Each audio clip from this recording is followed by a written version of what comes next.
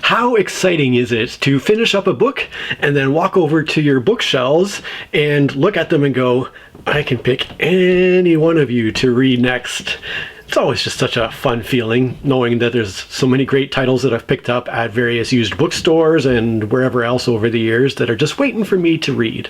So the reason that I chose the book I did this time is because of YouTube. I've been on a real cultural kick on YouTube, mainly watching Westerners, people from like North America or the UK, who have moved to other countries, very different countries with different languages and so forth, and sort of talking about the cultural differences in their experiences, as well as doing fun things. Like one of the ones I've been watching a lot is called Xiaoma NYC, and he spent quite a bit of time, he's originally from New York City, I guess. He lived in China for quite a while and became fluent in a few different Chinese dialects. So one thing he does now that he's back in New York City is he'll go to Chinatown and he'll shock the folks there by speaking to them in their own dialects, which it's always an amazing thing to see somebody who can connect to somebody in that very intimate manner, and how that immediately opens up the person to the person they're talking to. Just being able to speak to somebody in their own language is such an important thing, which I kind of realize as I'm watching these videos. Another one is Abroad in Japan, about a guy from England who moved to Japan and has been living there for quite a number of years. And so all in all, I've been on this big Asian kick, I guess, and that's why I chose to read The Water Rat of Wanchai by Ian Hamilton.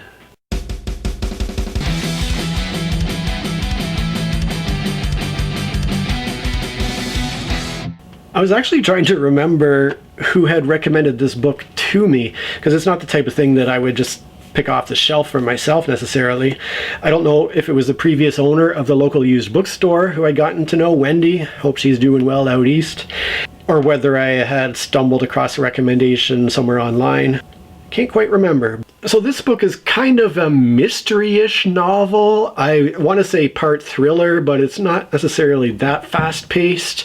But essentially the main character, Ava Lee, is a forensic accountant, is how she refers to herself, although what she really is a debt collector. Basically, somebody will come to her boss and say, we've been ripped off from these so many millions of dollars, we need our money back.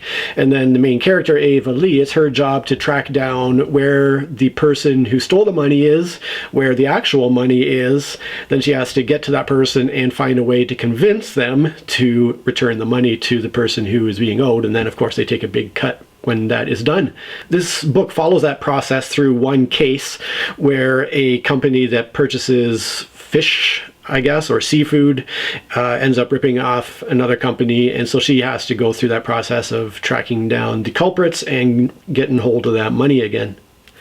So it's pretty interesting, and right away on page 6, I was already reminded of that YouTube channel, Xiaoma NYC, when they talk about a couple of characters who had grown up in Wuhan, China, and right away I was like, oh, Xiaoma has talked about the Wuhanese and that particular area, so that was kind of fun that I kind of ran into that early on and was like, hey, yeah, I'm glad I did pick this book to read.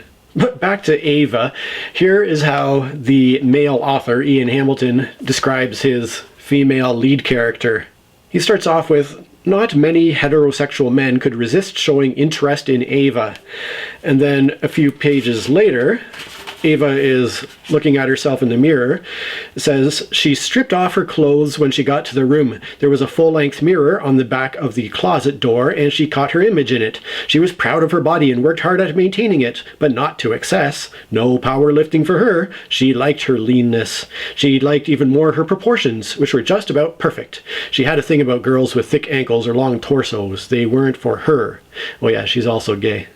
Well, on the one hand, it would certainly be nice if we lived in a society where more women could feel that confident about their bodies and not be constantly torn down by our culture and our culture's ridiculous standards. On the other hand, it's kind of an interesting way for this author to describe his character. She is a cool character, though. I like that basically she is of Chinese descent, she is a lesbian, and so right off the bat, it's nice to have that kind of representation as the primary character in the book. Not only that, but her confidence extends out to her work and the things that she does. So she is a very strong, very confident, very independent person who can do some quite extraordinary things, as we find out as the story progresses. Now, despite the fact that she is a really great character, there was one major problem I did have with her as she was written by the author here. I'll get to that in a second, but I just want to take a quick moment to say thank you so much to everybody who's taken the time to subscribe to my channel. At last check, I was only 21 subscribers away from 500, so that's a milestone that's fast approaching and is quite exciting. And I wanted to extend an especially huge thank you to my Patreon supporters, Joanna and Tommy. You really touched me by your generosity, and I wanted to thank you for that. So let's get back to the Water Rat of Wanchai here. And as I was saying, the one big problem I have with Ava Lee as a lead character is the fact that she has been endowed with this almost mystical martial arts skill, and basically when it comes to the physical confrontations she has in the book, they are so outrageously outside the bounds of reality that they really detracted from my immersion in the story. So apparently she is a skilled practitioner of a martial art called Bok Mai, or Bok Mei, I'm not sure how it's pronounced exactly. Here's how this martial art is described or introduced to us initially. Ava's talking about her martial arts background, and it says, that was when her martial arts instructor took her aside and asked if she was interested in learning Bok Mai. It was an ancient form, he explained, reserved for the most gifted. It was taught only one-on-one, traditionally passed down from father to son, but now also from mentor to student. There was one teacher in Toronto, Grandmaster Tang. Ava met with him several times before he agreed to accept her as a student. And she goes on from there. But I ended up looking up this Bok Mai, and apparently it is a form of Kung Fu. And so I watched a couple of videos, and it was the sort of typical Kung Fu thing that looks all flashy and cool, but if it came down to a street fight, would have probably very limited application. And yet this character, who's described as being barely over 5 feet tall and 120 pounds or something like that, has this incredible fighting skill when it comes to the conflict she has in the book. And she uses such Bok Mei mystical tricks as sticking out her sticking out her knuckle when she punches somebody in the face to do that critical damage. Meanwhile, anyone who's boxed knows that's a recipe for breaking your fingers and your knuckles and everything else in your hand. But yeah, that one kind of silly thing took me out of it a bit. What did put me into the story, though, is the fact that the character is Canadian, and so she's based in Toronto, which is very familiar territory for me. And of course, she travels the world from there, but having that setting also made me feel kind of at home a bit in the novel. Oh, the other little issue I had was the fact that the book could have used one more pass of copy editing.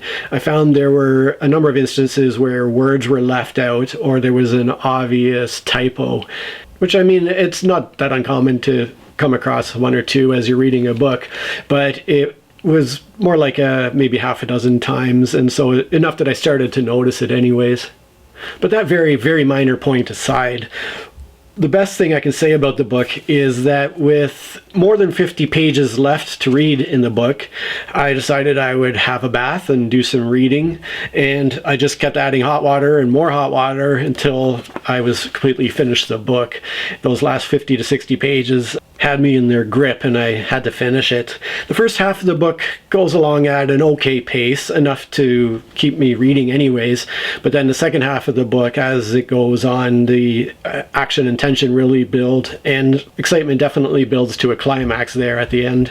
It all wrapped up in a pretty satisfying way, and it even set the reader up for the sequel to the book, which I guess is called The Disciple of Las Vegas. I don't know if I'll necessarily track down the sequel. It sounds like it's set up to be another case where she has to pursue another massive sum of money that's gone missing, but it turned out to be a decent book.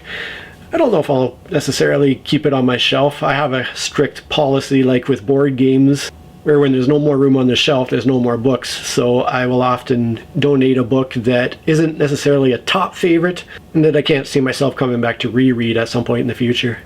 But I have so many other books on my shelves awaiting my next exciting choice to read. I tend to go from a fiction book to a nonfiction and back and forth, typically.